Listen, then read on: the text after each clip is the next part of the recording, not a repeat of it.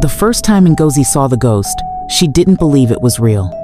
It was years ago, on the night Chijioke died, when she thought she glimpsed his face in the crowd outside the restaurant. She chased after the figure, calling his name, but it vanished into the night like smoke. When the police called hours later to tell her Chijioke had been killed in a car accident, she convinced herself it had been her imagination, a trick of grief and desperation. But now, as she sat alone at their usual table, the memory of that night haunted her. What if it hadn't been her mind playing tricks? What if Chijioke had been trying to say goodbye? Ngozi traced the rim of her wine glass, her gaze fixed on the empty chair across from her. The restaurant was alive with the hum of conversation and the clinking of glasses, but she felt like an outsider looking in. Years had passed since Chijioke's death, yet the pain was as raw as ever. She glanced at the door, half expecting him to walk in, his signature grin lighting up the room. But deep down, she knew he never would. Her phone buzzed, breaking her reverie. It was a text from her best friend Amaka. "Thinking of you today. Call me if you need anything." Ngozi sighed and put her phone away. Amaka had been her rock these past few years, but even she couldn't understand the depth of Ngozi's grief. As the evening wore on, Ngozi's hope began to wane. She was about to leave when a man approached her table. The man was tall and impeccably dressed, his smile warm but tinged with something Ngozi couldn't quite place. "Excuse me," he said, his voice smooth and calming. "Is this seat taken?" Ngozi hesitated, surprised by his boldness. She glanced around the restaurant, noting the empty tables, but something about him made her nod. "It's all yours," she replied. As they talked, Ngozi found herself drawn to his easy charm and sharp wit. He introduced himself as Teo, and though she was initially guarded, his presence felt oddly comforting. Yet there were moments when something seemed off. He never ordered food or drink, and his answers to personal questions were vague. When he mentioned her favorite book, one she'd never told anyone about, a chill ran down her spine. Who is this man, and how did he know so much about me? By the end of the evening, Ngozi's unease had grown. Tayo had been kind and engaging, but his behavior was undeniably strange. As they parted ways, he handed her a small folded note. "Read this when you get home," he said with a cryptic smile. Ngozi nodded. Her curiosity piqued, but the weight of the note in her hand felt heavier than it should. When she returned home, Ngozi unfolded the note. It read, "The past is a shadow, but the future is yours to shape." The words sent a shiver through her. She tried to shake off the feeling, telling herself it was just a coincidence, but sleep eluded her that night. Her dreams were filled with fragmented images of Chijioke and Tayo, their faces blending together in a way that left her unsettled. The next morning, Ngozi visited Chijioke's grave, as she did every year on the anniversary of his death. She knelt before the headstone, her fingers brushing the engraved letters of his name. "I miss you," she whispered, tears welling in her eyes. As she stood to leave, something caught her eye, a gravestone just a few feet away. The name on it made her blood run cold. Tayo Adebayo. Her heart raced as she stared at the photo on the gravestone. It was him, the man she'd spoken with last night. But how? She stumbled back, her mind reeling. Was it a coincidence? A cruel joke? Or something far more inexplicable? Determined to find answers, she snapped a photo of the gravestone and hurried away. Ngozi spent the rest of the day researching Tayo Adebayo. She discovered he had died years ago in a car accident, leaving behind a widow named Helen. The details of his life were sparse, but one thing was clear: the man she'd met couldn't possibly be alive.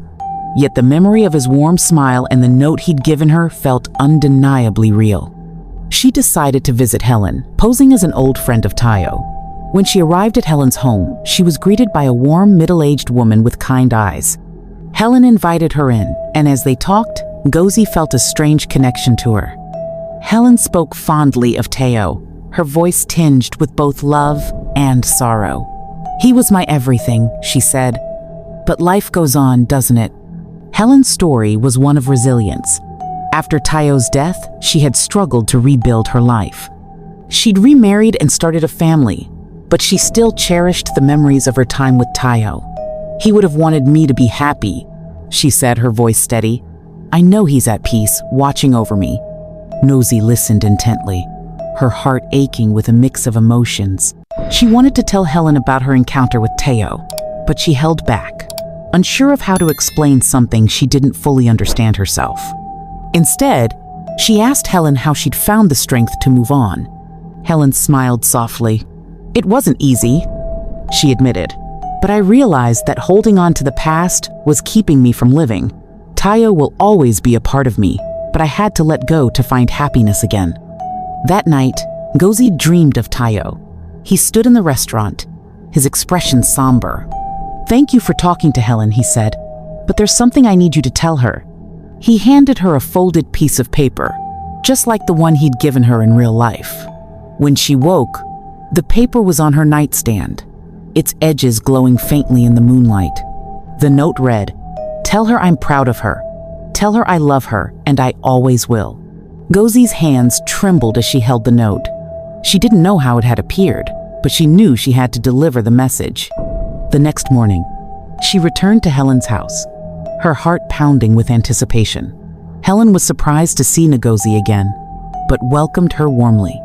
Ngozi hesitated, unsure of how to begin. I have something to tell you, she said finally. It's about Tayo. She handed Helen the note, watching as her eyes filled with tears. Helen read the message, her hands shaking. How did you? She began, but Ngozi shook her head. I don't know how to explain it, Ngozi admitted, but I think he wanted you to know. Helen hugged her tightly, tears streaming down her face. Thank you, she whispered. This means more to me than you can imagine. That evening, Ngozi returned to the restaurant, hoping to see Tayo again. As she sat at her usual table, he appeared, his form shimmering faintly. Thank you, he said, his voice filled with gratitude. You've given me the peace I needed to move on. Ngozi felt a lump in her throat. What about me? She asked. How do I move on? Tayo smiled gently. You already are, he said. Letting go doesn't mean forgetting. It means carrying the love with you as you move forward. Before she could respond, he began to fade, his form dissolving into the air as he disappeared. A warm breeze brushed past her, carrying with it a sense of peace she hadn't felt in years. The next morning, Ngozi woke feeling lighter than she had in years. She visited Chijioke's grave one last time, her heart filled with a mix of sorrow and hope. I'll always love you, she whispered, but I'm ready to live again. As she walked away, she felt a gentle warmth on her skin, as if Chijioke were smiling down on her. That evening, she called Amaka. Let's go out, she said. I think it's time.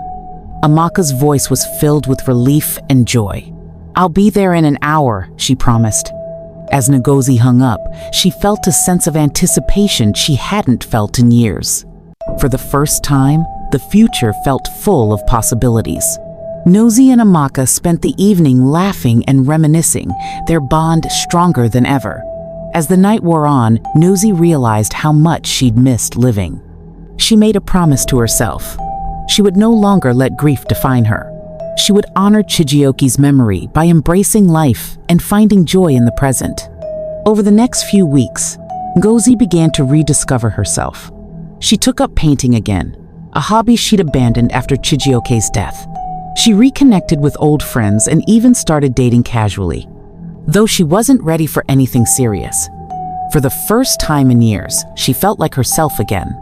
One afternoon, while browsing an art gallery, Ngozi bumped into a man who seemed vaguely familiar. He introduced himself as Daniel, a photographer who had recently moved to the city. They struck up a conversation, and Ngozi found herself drawn to his passion and kindness. As they talked, she felt a spark of something she hadn't felt in years. Daniel asked her out for coffee, and though she hesitated, she agreed. As they sat in a cozy cafe, Ngozi realized how much she'd missed the simple joy of getting to know someone new. For the first time, she allowed herself to imagine a future filled with love and happiness. As her relationship with Daniel grew, Ngozi found herself thinking less about Chijioke and more about the present.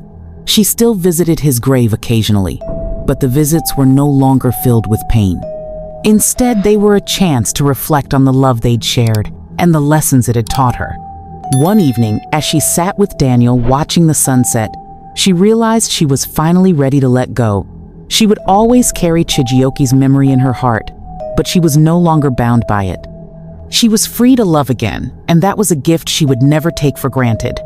The following Valentine's Day, Ngozi did something she hadn't done in years. She celebrated. She and Daniel spent the day exploring the city, laughing and creating new memories. As they sat together that evening, Ngozi felt a sense of peace she hadn't known was possible. She thought of Chijioke and Tayo, their love stories intertwined with her own. She knew they would always be a part of her, but she was no longer defined by their absence. She had found a way to honor their memory while embracing the present. As the years passed, Ngozi built a life filled with love and joy. She and Daniel married, and together they created a family. She never forgot Chijioke or the lessons he taught her about love and loss, but she also knew that life was meant to be lived, not mourned.